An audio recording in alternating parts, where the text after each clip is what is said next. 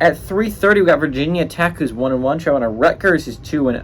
I really wanted this to be an undefeated game because it would have been really funny. Rutgers favored by 7 points on the Big Ten Network. Grant Wells for Virginia Tech and the Hokies has gone 33 of 52 through 494 yards, 5 touchdowns, and 2 interceptions. Bashal Tootin has had 27 carries for 59 yards. And like I was saying earlier with the Gamecocks and how they had their leading rusher had 23 carries for 65 yards, their leading rusher has had more carries for less yardage. Virginia Tech is struggling in the ground game. They can't successfully run the football, which was a problem against Old Dominion, but it wasn't that big of a problem because you still won the game. You still could throw the ball, but it was a warning sign of things to come. If you can't run the football, I don't know how many Power 5 football teams you're going to be able to beat, and you could not beat Purdue last week. Granted, it was close, and granted, there's extenuating circumstances for that game. You ended it 9 hours after you started it, which is insane, mind you. But there was some extenuating circumstances there. But you still could not efficiently run the football if you're the Hokies, and that's not great moving forward. Jalen Lane has had 9 catches for 123 yards and 2 touchdowns. Gavin Wimsatt has had, for the Rutgers Scarlet Knights, went 27 of 50, thrown for 361 yards, 2 touchdowns, 0 interceptions. Kyle Monongai on the ground has had 42 carries for 214 yards and 2 touchdowns. And Jaquai Jackson has had 5 catches for 99 yards. Virginia Tech leads the series all-time 12-3. Last 12 games have gone to Virginia Tech, ranging from 1993 to 2012. Virginia Tech is 3-2 in one-possession football games in this series. They barely have the lead there. It's been pretty close when it's been one-possession games, as you would expect, but still.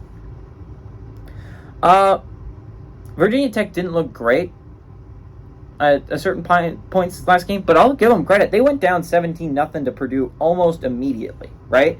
Like, that was right off the bat, and like Virginia Tech's about to get blown out in this football game. They fought back. They got it to 17-17, but Purdue scored a touchdown 24-17, and they just weren't able to score another touchdown after that. Virginia Tech did fight back in this football game. This was not an embarrassing loss for Virginia Tech. It was at home, which kind of sucks because it was a home game and you lost it, but Purdue's a competent football team. They're a good football team. They're good squads normally. For Virginia Tech, you're not expecting an ACC championship berth or really anything even close to that. A bowl game would be a huge win for you in Brett Pye's second season.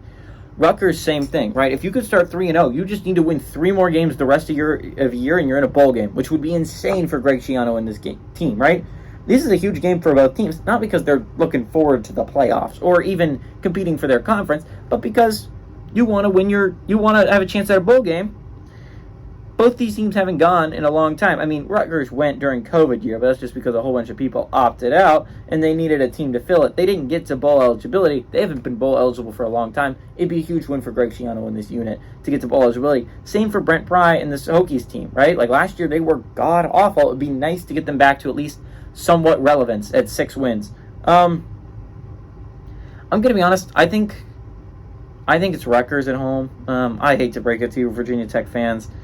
Not being able to run the football is bad, and it's not going to result in a lot of Power 5 victories if you can't do it. And right now, you can't. Rutgers can. They have a solid ground unit. And while I definitely think Grant Wells is a better quarterback than Gavin Wimsatt hasn't been making a whole bunch of mistakes. He's been throwing the ball rather efficiently. He's barely averaging over 150 a game, but he's not making turnovers, not making mistakes, and he hasn't had to be a game winner this year. Rutgers is heading into a tough week next week. They have to go play Michigan. That's going to be a rough game. This is a huge win heading into that game. To be undefeated in 3-0, at least have some confidence entering into that game would be huge. Give me Rutgers to win. But Virginia Tech to cover the spread at home.